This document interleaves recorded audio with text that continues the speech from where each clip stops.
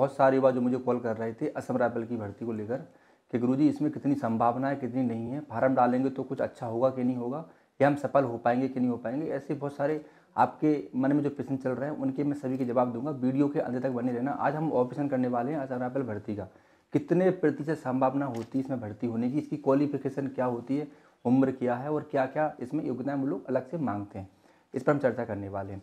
सबसे हम लोग बात करेंगे कि इसमें जो भर्ती निकलती है वो इंडियन आर्मी की तरह नायब सूबेदार की ही पोस्ट होती है हमारी।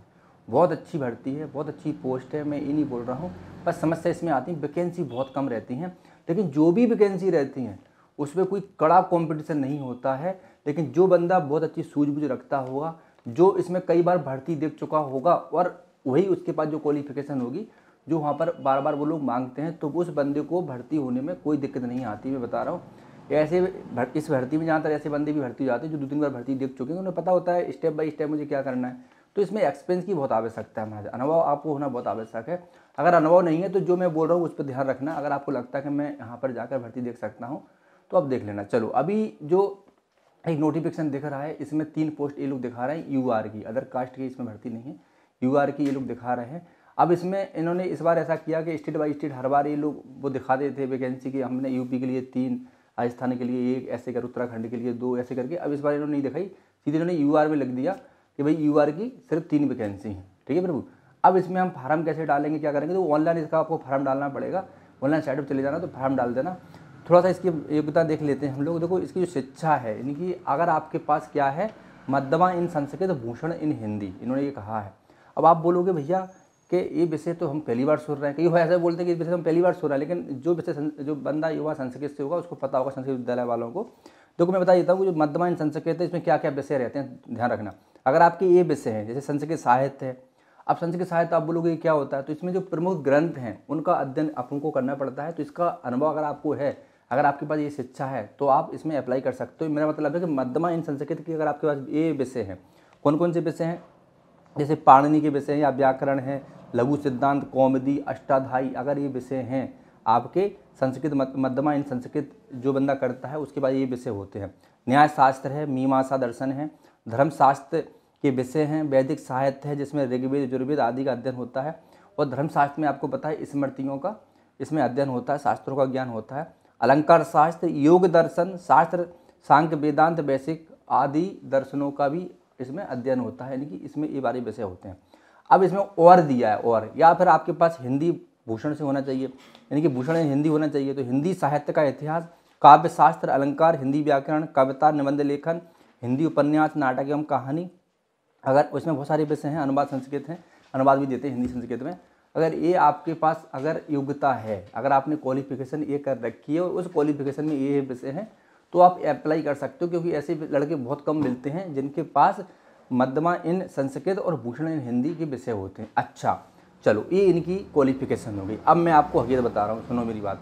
जब बंदे वहाँ प्रैक्टिकली मैनुअली भर्ती देखने गए तो वहाँ पर बोले कि भाई जिसका उत्तर मध्यमा है, पूर्व मध्यमा है, जिसके पास शास्त्रीय डिप्लोमा, अंदर आ जाओ, आजा भाग जाओ, ऐसा इन्होंने वहाँ पर बोल दिया हमारा। तो कुल मिला के इन्होंने पूरा नोटिफिकेशन ही चेंज कर दिया कुल मिला के वहाँ पर। तो ये भी रिस्क है, ध्यान रखना आप लोग, ये भी रिस्क है।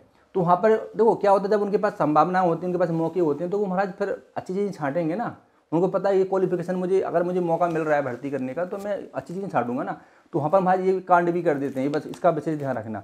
तो कुल मिला के ये है कि अगर आपके पास उत्तर मध्यमा, पूर्व मध्यमा है, अगर आपके पास शास्त्री है और डिप्लोमा है, कर्मकांड का आचार्य भी किया है आपने, या आपने कई किसी भर्ती बोर्ड से अगर आपने 10th 12th किया है, तो वहाँ पर संभावना कम होती है, क्योंकि पिछली बार बड़ी दिक्कत आई। अगर आपके पास अन्य बोर्ड से है संस्कृत बोर्ड के अलावा, तो फिर आपके पास भूषण हिंदी होना आवश्यक है, या फिर आपके पास मध्यमा इन संस्कृत होना बहुत आवश्यक है। इसका आप लोग विशेष ध्यान रखना, क्योंकि वहाँ पर बड़ी दिक्कत आएगी आप लोगों के लिए। ठीक है, चलो अब आगे बात कर लेते हैं। इसमें एज कितनी मांग रहे हैं, इसमें एज मांग रहे हैं 18 से 30 वर्ष। अब देखो 18 से 30 वर्ष, सबको पता है कि 18-19 तक लेवल का क्वालिफिकेशन स्नातक हो ही जाती है, तो 18 से 30 वर्ष इन्होंने एज मांगी है। इसके बाद अगर हम ये देखें कि इसमें फिजिकल स्टैंडर्ड क्या है, तो 5 किलोमीटर की रनिंग है, 170 हाइट है।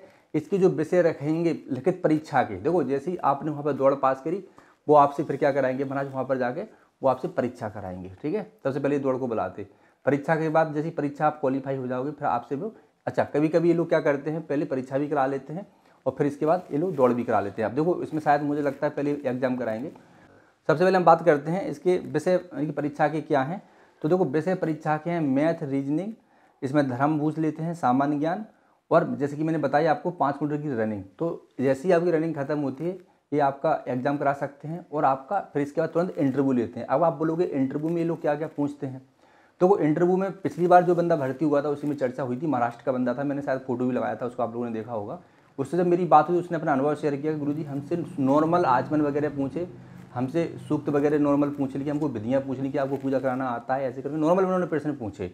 तो कहने का मतलब ये, अगर आप इसकी लिखित परीक्षा में अगर पास हो जाते हो, जिसमें मैथ भी मांगते हैं वो रीजनिंग भी मांगते हैं, आप बोलोगे मैथ रीजनिंग का लेवल क्या, बहुत नॉर्मल लेवल है, जो जीडी से भी छोटा लेवल होता है, मैं बता रहा हूँ। अगर आपने थोड़ी बहुत भी पढ़ी है तब भी आप उसको आराम से क्वालिफाई कर सकते हो, ठीक है। तो नॉन इंटरव्यू की तो कोई बड़ी बात नहीं है, अगर बंदा जो कर्मकांड करता है तो वो वहाँ पर क्वालिफाई हो ही जाएगा। लेकिन रिस्क अब ऐसा है वहाँ पर कि क्वालिफिकेशन में मुझे डर कहीं नहीं, मुझे थोड़ा भय लगता है कि बंदा इतनी दूर जाएगा फिर कोई दिक्कत ना पैदा कर दें।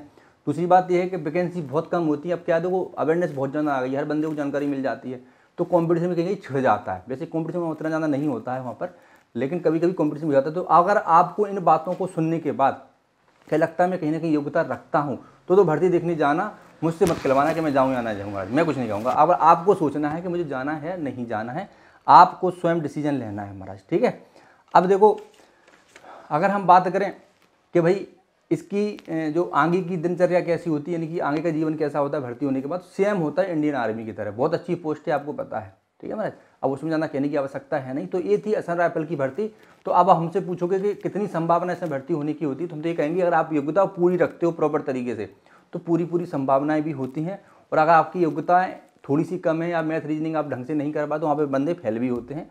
तो मैं क्लियर बता रहा हूँ आपको, ठीक है। अगर 5 किलोमीटर की रनिंग अगर 24 मिनट में नहीं निकाल पाए आप तो भी आप बाहर हो जाओगे, इसका विशेष का ध्यान रखना, ठीक है। तो इसमें कुल मिला के तो दोबारा सैनिक बल की जो भर्ती होती है उसी प्रकार से है, लेकिन थोड़ा तरीका आपका थोड़ा सा सुगम हो जाता है, इसलिए आपको लगता है कि चलो ठीक है इसमें मैं कर सकता हूँ, इसलिए आप लालियात होते हो कहीं नहीं फार्म डालने का, ठीक है। तो ये वीडियो कैसा लगा आप लोग कमेंट जरूर करना।